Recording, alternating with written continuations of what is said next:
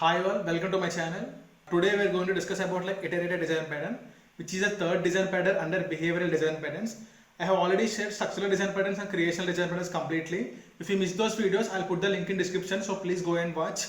And also please like and subscribe to my channel so that you'll get my future videos. Now let's start the iterator design pattern. So what exactly iteration? It's basically going things in a sequential way, right?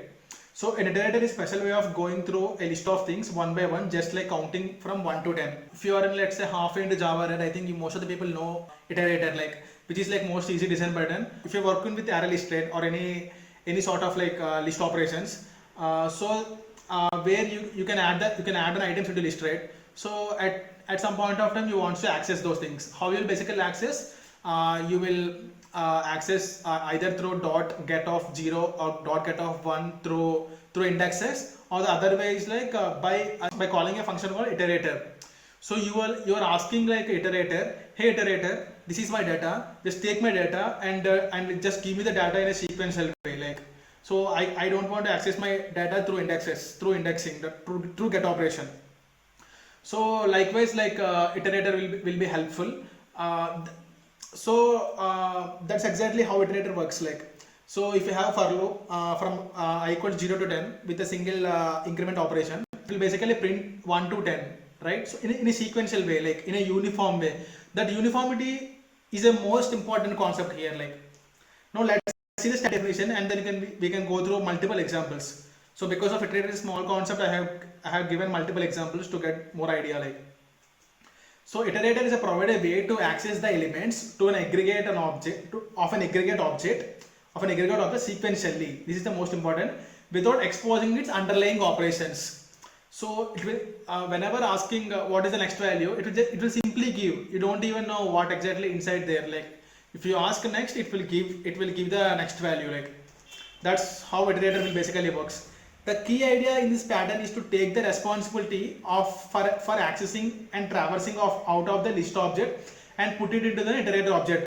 I have already discussed, right? We are handing over our iteration task to the iterator object, so all the traversal task. So the iterator object will basically take care. So iterator object is responsible for keeping track of the current element. So here the most important thing is sequential. So it needs to keep track the previous elements, the current element, so that it will give the next element only. It will not give some other element. So that is the simple definition. If you see this example, if you see the structure, right? So this is like an interface, iterator interface. So each turn current item, let's say we'll park aside. So the most important function called next function and has next function. Is any object is there, and if it is there, just give me the object. So next and has next. So there are multiple concrete iterators which will implement the iterator, and when we have an object, let's say aggregate an object. So we will basically at last it has a function called iterator function.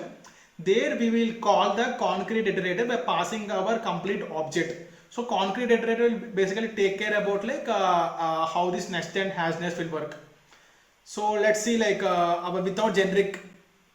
Let's say I have a hero class which is basically has a hero name.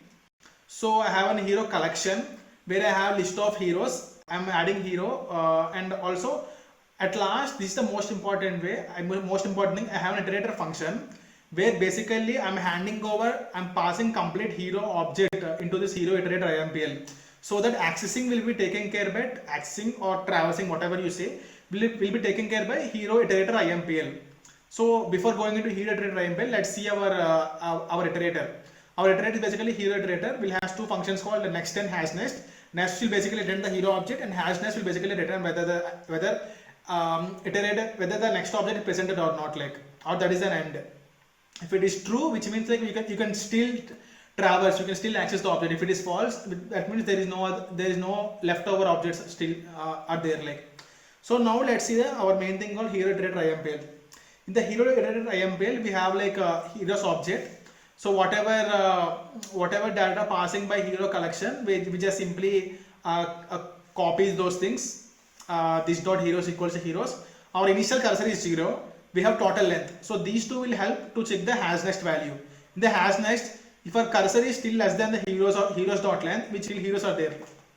In the next function, I will just simply returning the initially cursor is 0, right? I'm just returning the cursor first hero, and I'm incrementing. So happening sequentially and taking care of the complete traversal of object. That's where iterator will work like. So now let's see the main program. So I'm adding the heroes, our global star NTR Junior, and our pan India star Prabhas, and our S boss, and our Allu Arjun, and Rishabh Shetty sir. So we have added like around 5 heroes, and I need to traverse, right? So I was just passing this operation to iterator function. So now iterator function will basically transfer the complete heroes object into the hero iterator IMPL.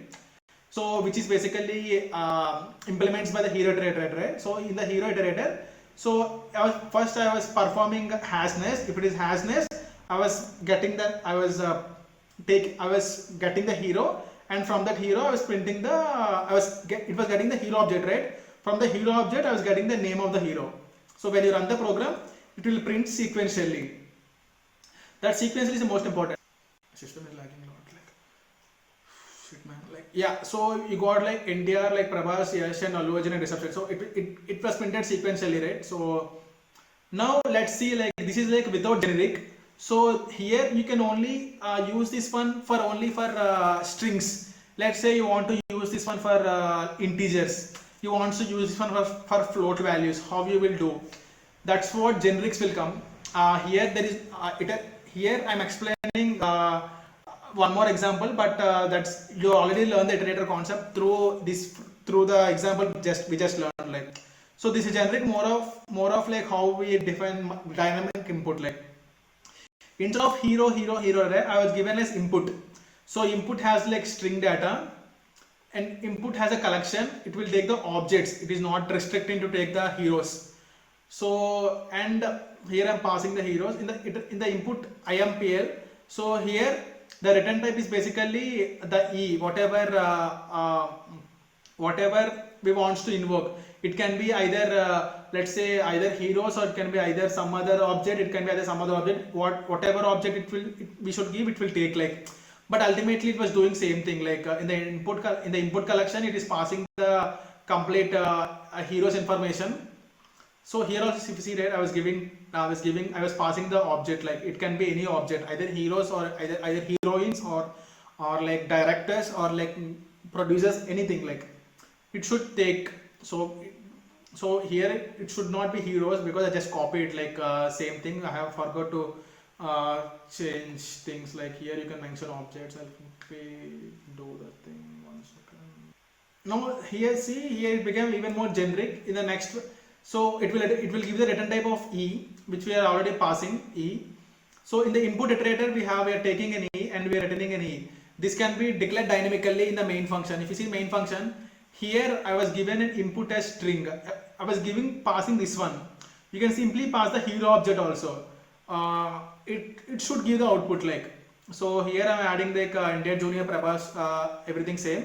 So it was through iterating, it was giving the output, like. So everything works as same, but this is like even more generic. So at last we will see the how existing iterator object. So if you are working with array list, right, you might add all these things. Here in array list, it already has like a default iterator present inside the array list. It is also doing same thing. It is creating a new iterator object and transferring the job to iterator. Iterator has like has next and next. So here also exactly doing the same thing what we just did. So cursor not equal to size. We did less than. Here it was checking not equal. So both are same. So simply it was checking like it was returning the element data. Here also it is using more of generics only. So that's why the main reason of using generics is to explain this existing iterator, so that you can get some idea like how actual iterator got built. So when you execute this program, this will also give 1, 2, 3. I think that's it. Like this is the main concept of like iterator. Like so I think finally. Overall, the iterator design pattern is a useful tool for encapsulating the logic for accessing elements of a collection, making it easier to write code that works with a variety of different collections. variety of different collections in a uniform manner.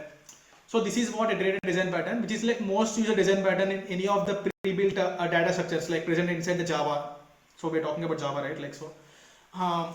So in the next video, I will talk about like mediator. This is also one more interesting behavioral design pattern.